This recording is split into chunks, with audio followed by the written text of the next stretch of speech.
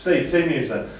How is everyone? Everybody's fit. I mean, it's quite remarkable, and touch wood, let's hope it stays that way.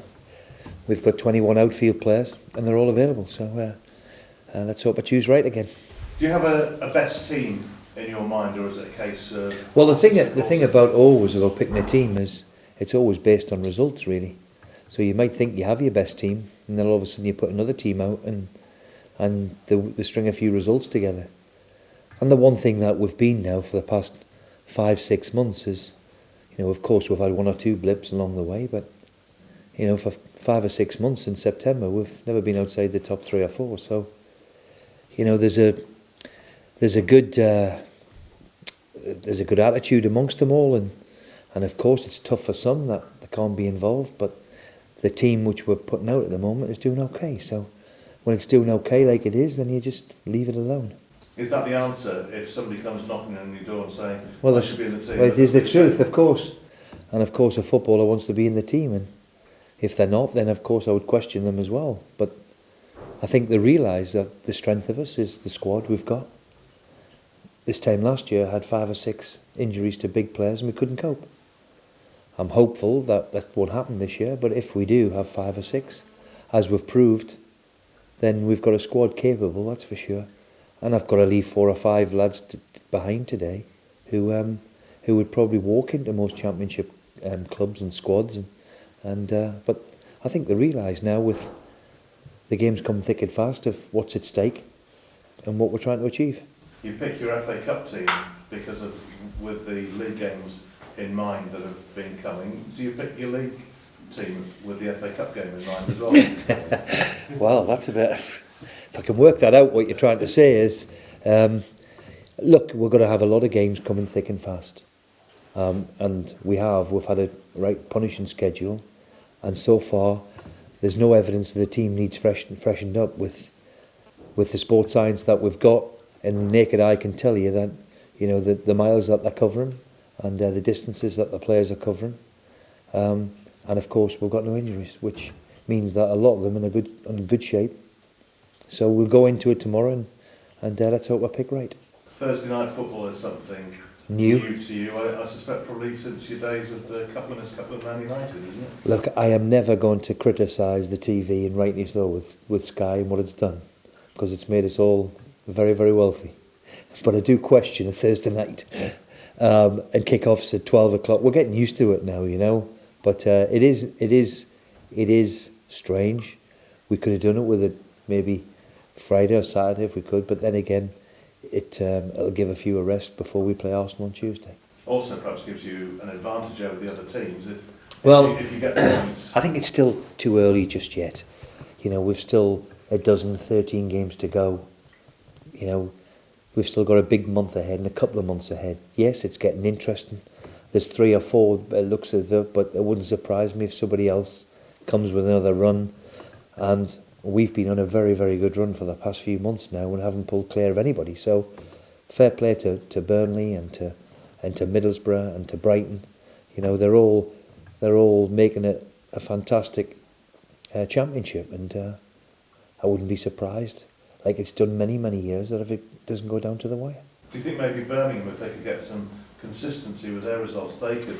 Well, they're thereabouts. I think, my old club, Gary Rowett in particular, has done a fantastic job and how he's turned them round and got them at the top end of the table, and consistency wise, to get them up to 8th is a fantastic achievement, and he'll be looking to see if he can turn us over and make a run to see if they could get in the playoffs, for example, and he wouldn't put it past them the way the results have gone for them. There's probably nobody left down at the club staff wise from when you were there. I don't think.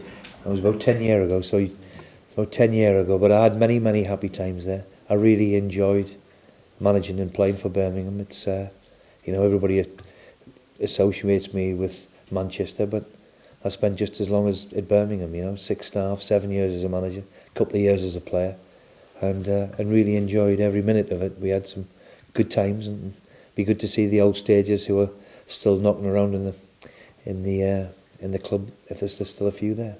What sort of record have you had when you've gone back there as a manager since?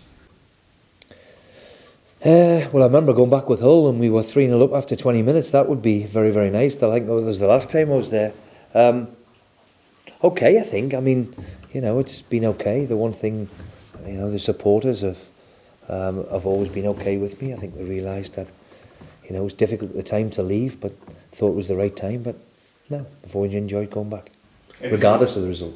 If you were 3-0 up after 20 minutes tomorrow night, that would represent something of a change in scoring first half goals at the moment, wouldn't it? It would, yeah. I mean, it would be nice to score in the first half, but it's amazing how things seem to become habitual, But look, whenever you get them, whenever you score them, as long as you win, these are the times now where we've got to just focus on the job in hand.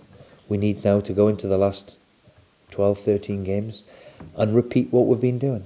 We've been consistent now for 6 months. We've been up at the top end of the table, and we've got to make sure we maintain it to keep us there. Did you go to Blackburn last night? Yes, I did, yeah. Yeah, I did, yeah. Did I had to leave. No, I did not. I had to leave with about 15 minutes to go, but I think that's pretty normal. But no, I mean, it's Blackburn did very, very well on the night and rode their luck at times. So it was a bit of a setback for Middlesbrough. And of course, I was sitting 3 seats away from Sean Dyche from Burnley as well. So I think we would be lying, and if we weren't thinking, well, can Blackburn do us a turn, which they've done. Did you ever share a little smile with them? No, I wouldn't dare do that. Okay, thank you. Thanks. Steve, you mentioned that Birmingham City have done pretty well to be in that position. When you look at the finances in this division, there's a few quid being spent by a lot of the teams. They've done it the other way. A year ago, everyone was saying they're on the breadline, and Lee Clark was struggling with that team. Yeah. He's done fabulously well, and it's a club that I always keep an eye on, and you've got to give him the highest compliment. The manager completely turned them round with a lot of them were Clarkie's players who Clarkie brought to the club, to be fair to him, and but the run of results that they've had over 12, 18 months or whatever it is since Gary's took over has been terrific.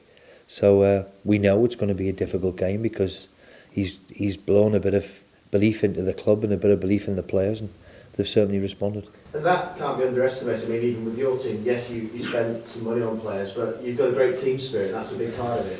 Well, I think that's vitally important when you're at a club like ours, or at any club. You've got to create a spirit that, even when people aren't playing, that they want the team and the club to succeed and do well. And without it, especially in this league, you need to have, it's got to be genuine and honest. You play that many games, you're travelling here, there and everywhere. It's, for me, the most compelling league because there isn't the gulf like there is in the Premier League. You take on one of the Premier League giants if you want, and if they're at their best, then you're going to find it an almighty struggle.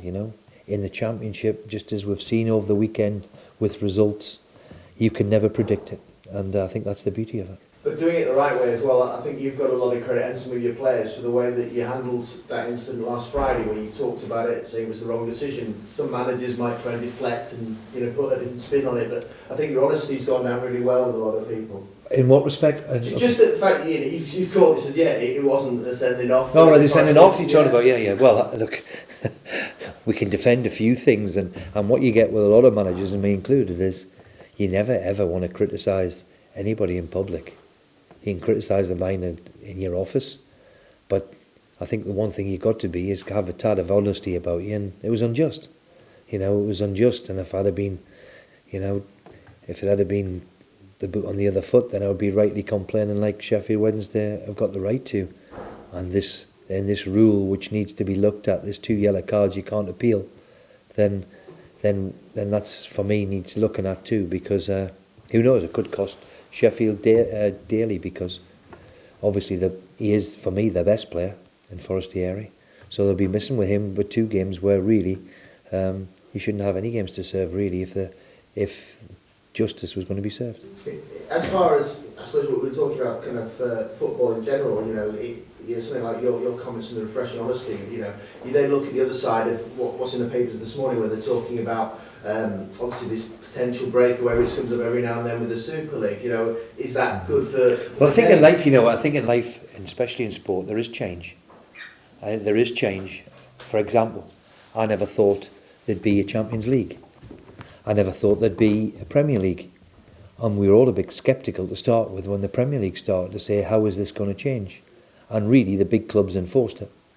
So, yes, I'm sure they'll be looking for a Super League or whatever. It might be the next step. But as I say, we've all got to evolve and go with change. We don't like it in our country. We've become very, very scared of it and sceptical of it. But change happens. You see big clubs moving from their stadiums. You never thought that would happen.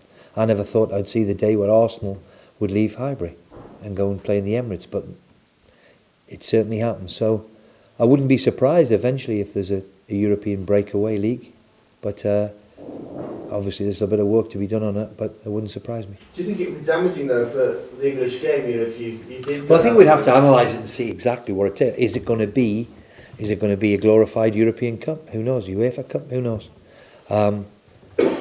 I would love to be in the discussions with the Barcelonas and the Bayern Munichs, but I don't think Hull City's quite there just yet. So I really, really don't know what's on the agenda. I've only just had bits and pieces of what you threw at me, what's been in newspapers. Talking about big clubs though, you've got Nick Powell from Manchester United at the moment. Do you think he could be a key player for you as he gets, I guess, fitter, a bit more match time? Well, certainly he's done enough in the 2 games against Arsenal. He came on for half an hour to show us that he can bring something to the table, and he looks a very, very good player. And it's something that we're looking at from now until the summer to see if we can make it permanent. As I've said with Isaac Hayden, he's another one where another young player who, we like the sound of and we like the idea of very decent young players, and this club has done particularly well of young players coming through in the last couple of years anyway.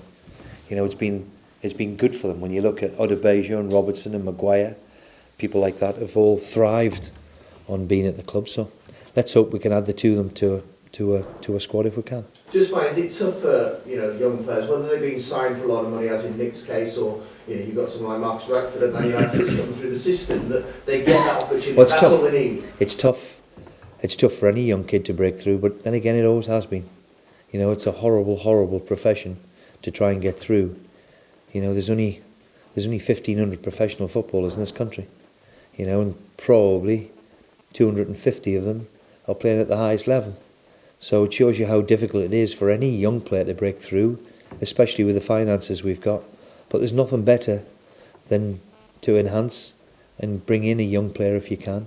And Man United is steeped in history and tradition of it, and it looks as if they found another one, which a week ago we all didn't know who he was. So it's great to see. I suppose sometimes when you get that scenario, you get players that get into the first team by circumstance maybe than necessarily, and they thrive in that first team environment. Well, they need a chance, and that's usually the case in adversity. I think Man U have got 17 injuries at the moment, so with that adversity comes the chance for some people, and it looks as if he's grasped it.